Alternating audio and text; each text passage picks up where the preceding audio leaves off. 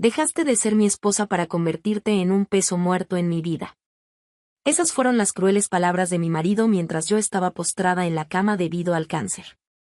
Mi hija, aprovechando la oportunidad, agregó con desprecio, no te soporto más, también me voy. Sin fuerzas para responder, observé en silencio mientras me abandonaban. Me sentí completamente desamparada, pero la vida tiene sus ironías. Ellos regresaron cuando descubrieron que tenía una herencia de $8 millones. Sin embargo, lo que les esperaba en casa era una sorpresa que los dejó completamente conmocionados. Bienvenidos al canal Venganza Merecida. Si están disfrutando de esta historia, suscríbanse al canal y denle like al video para conocer las próximas historias. Hola, mi nombre es Ana, y quiero compartir con ustedes una historia muy personal y dolorosa de mi vida. Espero que, al contarla, pueda encontrar algo de consuelo y tal vez incluso ayudar a aquellos que estén enfrentando desafíos similares. Siempre fui una persona activa y saludable. Me gustaba practicar deportes, mantener una dieta equilibrada y asistía regularmente a consultas médicas. Mi trabajo como ingeniera me permitía una vida estable y cómoda para mí y mi familia. Tengo un esposo, Tomás, y una hija adolescente, Camila.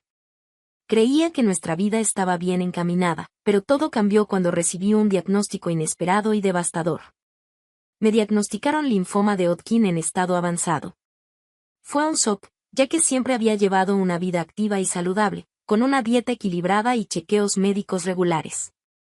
El oncólogo explicó que la causa del cáncer era incierta. A pesar de las bajas probabilidades de supervivencia con un tratamiento riguroso, estaba decidida a luchar por mi vida. Después de recibir el diagnóstico, me senté con mi esposo, Tomás, y nuestra hija adolescente, Camila, para darles la noticia. Estaban devastados, pero les aseguré que haría todo lo posible para combatir la enfermedad. Sin embargo, me preocupaba el impacto que tendría en nuestra familia. El médico me advirtió que la quimioterapia sería debilitante y que muchos matrimonios no sobrevivían a estos tratamientos. Esa noche, expresé mis preocupaciones a Tomás, quien prometió quedarse a mi lado y apoyarme. Estábamos financieramente estables gracias a mi buen seguro, ahorros considerables y un fondo que me había dejado mi abuelo. Nuestra casa estaba pagada y había reservado dinero para la educación universitaria de Camila. Una semana después, comencé la quimioterapia. Fue extremadamente agotador. Regresé a casa sintiéndome exhausta y apenas podía realizar las tareas básicas. Mi esposo y mi hija ayudaban con las comidas, las tareas del hogar y me llevaban a las consultas de quimioterapia. Esto continuó durante 2 meses agotadores, pero comencé a notar señales de impaciencia en Tomás y Camila. Había una creciente reticencia cada vez que pedía ayuda, hasta que mi hija dejó de responder a simples peticiones, como un vaso de agua. La situación llegó a su punto más alto cuando tuve una consulta y Tomás no bajó del cuarto. Llamé para ver cómo estaba y me sugirió, con cansancio, que llamara a un Uber. Sorprendida, hice lo que sugirió y llamé al hospital, avisando que iría sola. El conductor del Uber fue amable y me llevó de manera segura. Cuando regresé a casa, la situación estaba tensa. Después de algunas horas de descanso, reuní el valor para enfrentar a mi esposo y a mi hija sobre su comportamiento. Les pregunté si sentían que me había convertido en una carga. Tomás suspiró y admitió que estaban abrumados. Mi hija confesó que no esperaba que dependiera tanto de ellos. Decidí que era momento de buscar soluciones. Sugerimos contratar a un enfermero para que ayudara algunas veces por semana con las tareas diarias y me llevara a las sesiones de quimioterapia. Especialmente en los días en que estaría demasiado débil para caminar o incluso hablar. Anticipándome a esos momentos, pedí una silla de ruedas. Para mi alivio, estuvieron de acuerdo con esta propuesta. Me puse en contacto con el hospital para pedir recomendaciones y me indicaron un enfermero que era tanto dulce como firme. Se aseguró de que nunca perdiera una consulta de quimioterapia, de que recibiera mi medicación a tiempo y elaboró un plan de cuidados integral, incluyendo comidas saludables. Todo parecía estar mejorando, y los médicos estaban satisfechos con mi progreso. Sin embargo, a pesar de mis esfuerzos por aliviar la carga sobre mi familia, mi esposo y mi hija seguían sin estar contentos. Mi marido, en particular, empezó a sentir que el enfermero estaba ocupando su lugar. Le sugerí que, si estaba dispuesto a asumir todas las responsabilidades, podríamos prescindir del enfermero. Le expliqué que la única razón por la que teníamos un enfermero era porque me había convertido en demasiado para que mi marido pudiera manejarlo solo. A regañadientes, estuvo de acuerdo con esta idea. Él preguntó si podíamos encontrar una enfermera, pero le expliqué que no había ninguna en la lista recomendada por el hospital. El enfermero que habíamos elegido tenía experiencia con pacientes oncológicos y comprendía mis necesidades específicas. Era meticuloso, atento y respetuoso tanto conmigo como con mi familia. Dejé claro que la única forma de prescindir del enfermero era si mi esposo y mi hija estaban dispuestos a asumir todas sus responsabilidades.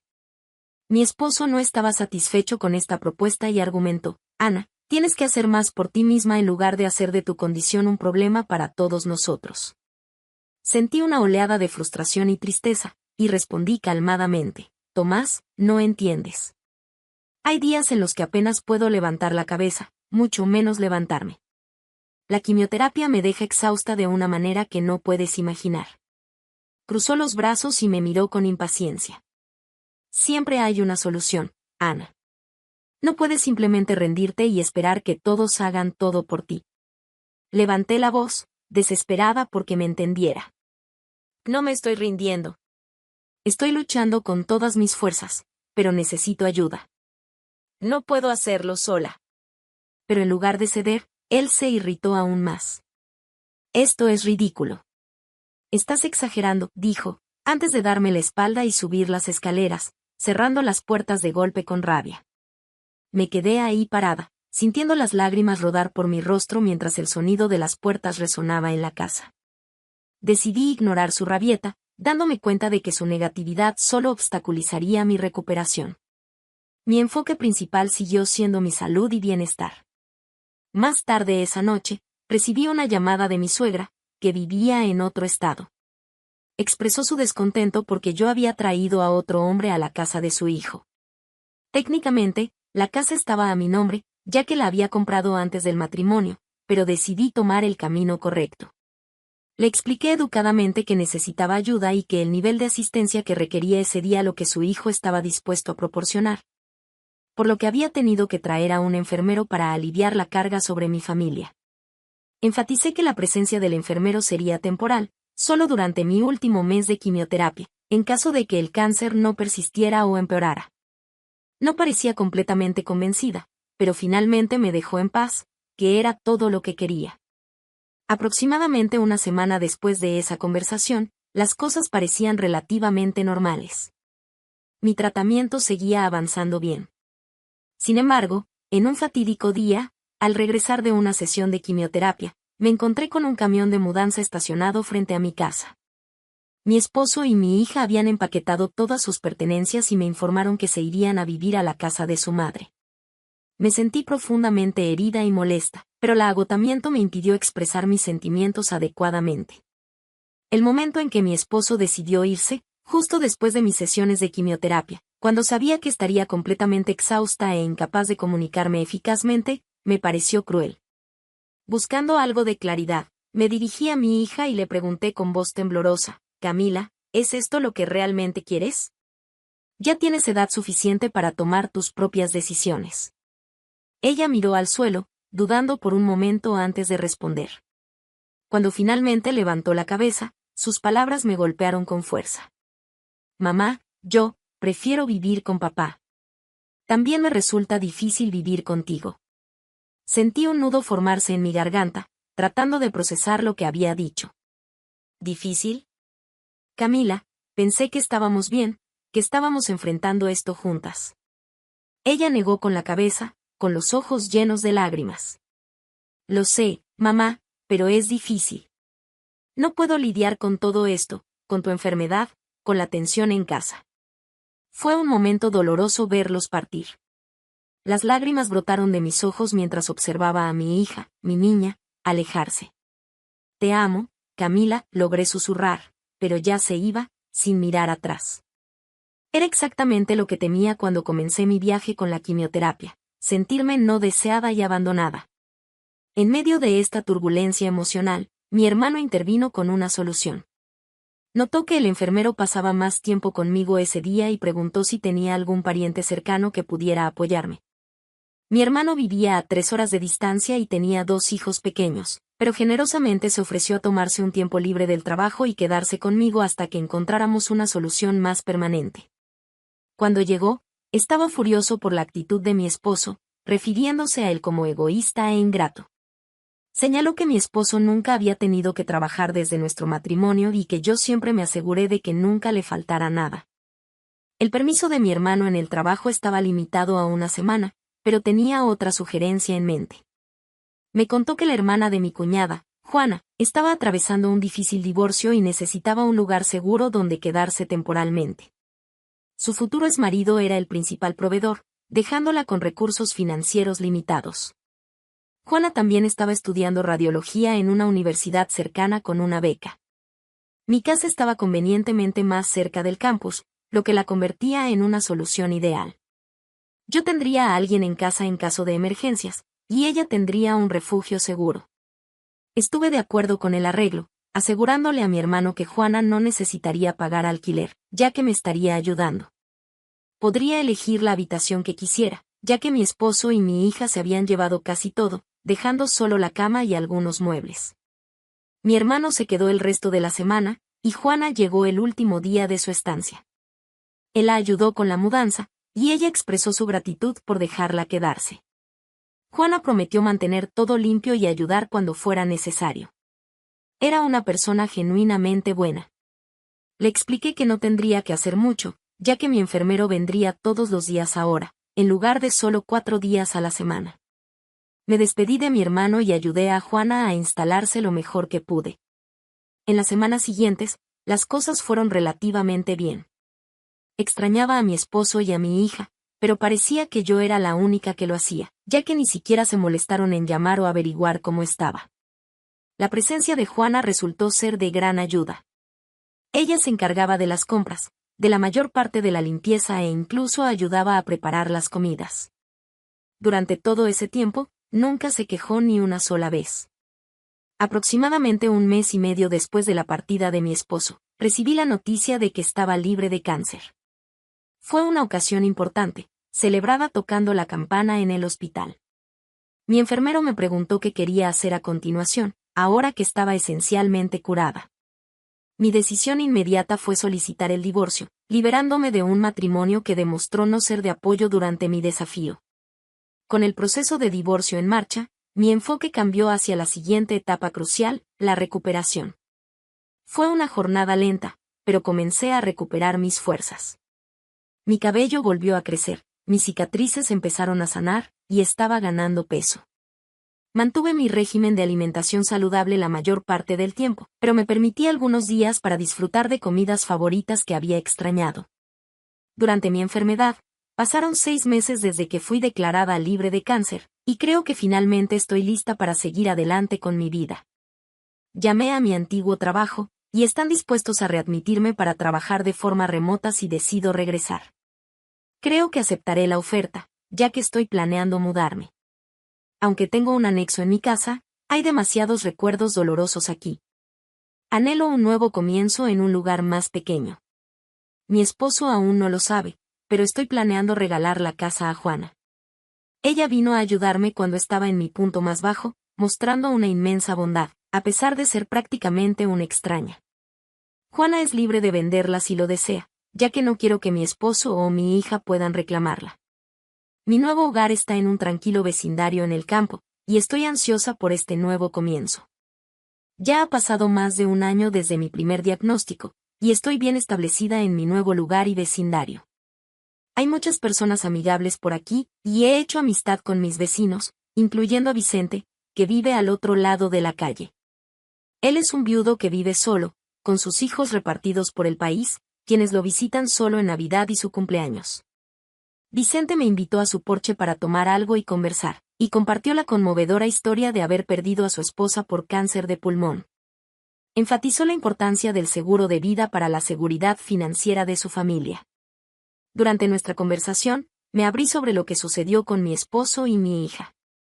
Sorprendentemente, aún no había escuchado ni una palabra de ellos, pero comencé a aceptarlo. He estado dedicando mi tiempo a buscar nuevos pasatiempos, particularmente la carpintería, y estoy comenzando a reunir una colección de herramientas. Un día, cuando volví de la ferretería, Vicente me informó que había notado a algunas personas cerca de mi casa. Afortunadamente, no hicieron nada dañino, pero se acercaron a la puerta, golpearon algunas veces y eventualmente esperaron en el coche. Vicente pensó en llamar a la policía, pero decidió no hacerlo, creyendo que podrían ser de mi familia. Le pedí que los describiera, y su descripción coincidía con la de mi esposo y mi hija. No podía entender cómo encontraron mi nueva dirección, ya que solo mi hermano y su esposa sabían dónde vivía. Esto me dejó curiosa sobre el motivo por el que me estaban buscando después de casi un año. Vicente me aseguró que, si regresaban, no debía salir y que él se encargaría de la situación. Francamente, no tenía ningún deseo de interactuar con ellos después de que me abandonaron en mi punto más bajo. Más tarde esa noche, llamé a mi hermano, quien me informó que mi esposo y mi hija estaban acosando a Juana y a su compañera de cuarto en mi antigua casa. Afortunadamente, Juana tenía pruebas documentadas de que la casa ahora estaba a su nombre y explicó que me la había comprado, una jugada inteligente de su parte. Sentí pena por Juana por tener que pasar por esa situación debido a mi familia. La llamé directamente para disculparme y espero resolver la situación la próxima vez que aparezcan. En cuanto a mi esposo, no estoy segura si está al tanto del divorcio unilateral. Mi abogado envió una copia a la casa de su madre, pero es posible que la hayan confundido con correo basura. De todos modos, he llegado a un punto en el que ya no me importa. Sin embargo, mi esposo y mi hija aparecieron nuevamente en mi casa, pero esta vez fue a primera hora del día, mientras yo no estaba. Mientras trabajaba, escuché golpes en la puerta y decidí revisar las cámaras de seguridad. Para mi sorpresa, eran ellos, mi exesposo y mi hija. Mi exesposo lucía igual, pero Camila había crecido bastante, prácticamente una joven ahora. Seguí el plan que Vicente y yo habíamos discutido, quedándome dentro de la casa, pero acercándome a la puerta para escuchar mejor. Vicente, siempre el buen vecino, fue a saludarlos y se presentó. Mi exesposo le preguntó si conocía a una mujer llamada Ana, que vivía allí. Vicente parecía tan desconcertado como yo, y mi exesposo explicó que su exesposa había vivido en esa casa antes de su reciente muerte prematura tras una larga estancia en el hospital. Mi mandíbula cayó con esa revelación, ya que, hasta donde yo sabía, no había ningún registro de mi muerte en ninguna parte, especialmente en el hospital donde me trataron. Mi exesposo continuó, afirmando que ellos eran los parientes más cercanos, insinuando que la casa les pertenecía por derecho. Vicente informó que alguien llamada Ana había vivido allí por un tiempo, pero aclaró que ella estaba divorciada. También mencionó que, durante nuestro tiempo como vecinos, yo le había dicho que mi esposo me había abandonado y que había solicitado el divorcio unilateral. Vicente agregó calmadamente, por lo que Ana me contó, planeaba donar todas sus propiedades a la caridad, ya que no tiene otra familia más que su hermano. Hizo una pausa, observando su reacción. Por eso me pareció extraño ver a dos personas husmeando en su casa. La conversación se sumió en un incómodo silencio antes de que Vicente preguntara, ¿tienen un certificado de defunción o un testamento para probar lo que están diciendo? Respondieron negativamente, luciendo un poco desconcertados. Vicente explicó pacientemente, bueno, si obtienen esos documentos, pueden llevarlos a la oficina del condado. Si de hecho son los propietarios legítimos, podrán obtener la escritura a su nombre. Mi exesposo no aceptó la sugerencia y estalló. ¿Quién te crees que eres para meterte en mis asuntos? Comenzó a gritar. Su enojo era evidente. No tienes autoridad para interferir aquí. Ocúpate de tus propios asuntos. Sentí una profunda vergüenza. Las personas de este vecindario no habían sido más que amables conmigo, y aquí estaba mi exesposo haciendo un escándalo y perturbando la paz. Vicente, manteniendo la calma, simplemente respondió, solo estoy tratando de ayudar a mantener el orden aquí. Vamos a resolver esto de la manera correcta. Pero mi exesposo siguió gritando, acusando a Vicente de entrometido. Era una situación embarazosa, y me impresionó la paciencia y serenidad de Vicente ante el caos. Parte de mí quería salir y darle una lección, pero elegí seguir con nuestro plan. Vicente, bendito sea, se disculpó con ellos y explicó que solo estaba tratando de ayudar. regresó a su casa y, poco después, mi ex esposo y mi hija se fueron. Después de terminar el trabajo, fui a la casa de Vicente para disculparme. Él lo ignoró, mencionando que, aunque encontró repulsivo el comportamiento de mi esposo, también le pareció la explosión algo divertida. Me hubiera gustado estar de acuerdo con él, pero sabía que mi esposo podía ser temperamental cuando estaba molesto. Si volvía, estaba decidida a enfrentarlo y pedirle que me dejara en paz. Y volvió al día siguiente. Estaba sentada en mi oficina en casa cuando escuché un estruendo fuerte. Corriendo hacia la sala de estar, encontré mi ventana delantera rota y gente gritando afuera. Pensé que podría haber un maniático suelto y, de alguna manera, tenía razón. Era mi ex esposo. Había roto mi ventana, y mis vecinos intentaban contenerlo. Aparentemente, había estado causando disturbios por un rato, pero no lo había escuchado porque estaba usando auriculares con cancelación de ruido mientras trabajaba. Cuando llegué afuera, 2 de mis vecinos mayores intentaban lidiar con la situación. Trataban de impedir que mi ex causara más daño. Él y Camila sostenían bastones y ya habían roto algunas de mis macetas. Lo agarré del brazo y le pregunté si había perdido la cabeza. Él quedó sorprendido al verme viva. Le dije a él y a mi hija que se fueran de mi propiedad antes de que llamara a la policía. Sin que yo lo supiera, mis vecinos ya habían hecho la llamada. Parecía herido por mis palabras y me preguntó por qué no había contactado con ellos después de mejorar. Insistió en que él y Camila habrían regresado. Le respondí que, cuando nos casamos, hicimos votos de apoyarnos el uno al otro en la enfermedad y en la salud, y él rompió esos votos. Ya no quería nada más con él. Ya no era mi esposo. Había enviado los papeles del divorcio meses atrás y les pedí nuevamente que se fueran. Entonces mencionó a nuestra hija, diciendo que Camila iría a la universidad el próximo año y que no podía pagar la matrícula él solo. Respondí que nuestra hija también me abandonó, y que estaba dispuesta a renunciar a todos mis derechos parentales. Le dije que debería haber pensado en eso antes de abandonarme. No quería nada con ninguno de ellos. Al escuchar esto, se enfureció, llamándome egoísta y sin corazón. Me pareció irónico, considerando las circunstancias. Tú eres la última persona que debería llamar a alguien egoísta, le grité de vuelta.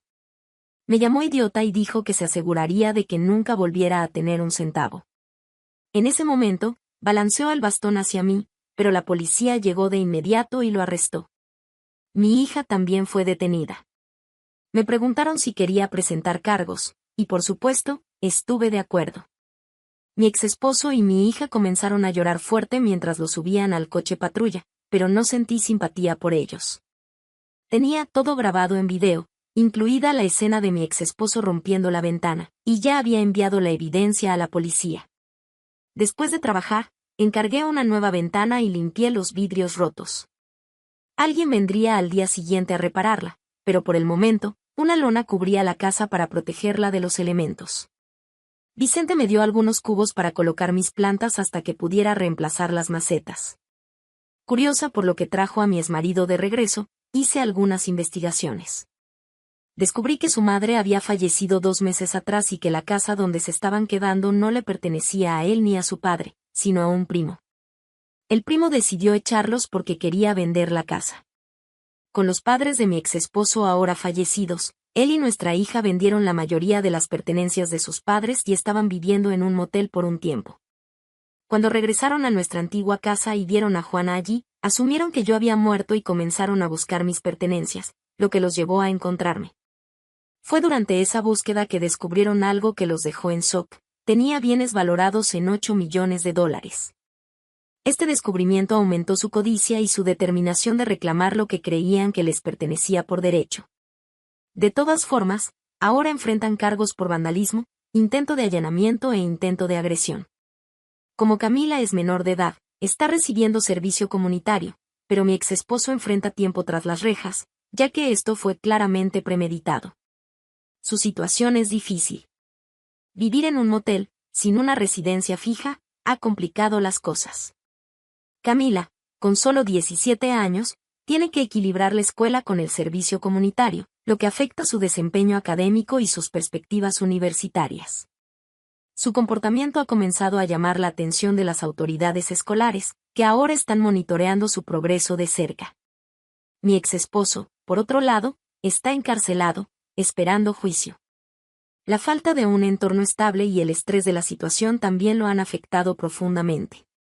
Perdió su trabajo debido a sus acciones y ahora enfrenta dificultades financieras adicionales, sin mencionar la mancha en su historial criminal, lo que dificultará su reintegración al mercado laboral en el futuro. Estoy considerando obtener una orden de restricción para asegurarme de que no puedan acercarse a mí nuevamente. Al menos, por ahora, no tendré que preocuparme por él durante un buen tiempo. Hubo un momento en que pensé que quizás estaba siendo demasiado cruel, especialmente con mi hija. El peso de la culpa me invadió, y me pregunté si estaba tomando la decisión correcta. Sin embargo, el recuerdo vivido de cómo me abandonaron para enfrentar la muerte sola me hizo reflexionar profundamente. Cada momento de soledad y dolor que soporté por mi cuenta reforzó mi convicción de que mi elección era, de hecho, la más correcta. La paz y estabilidad que encontré en mi nuevo hogar son algo que no estoy dispuesta a sacrificar nuevamente. Gracias por escuchar la historia hasta aquí. Ahora, me encantaría saber qué piensas de esta historia. Deja tu comentario abajo, comparte tus impresiones y opiniones. Suscríbanse al canal y denle like al video para conocer las próximas historias.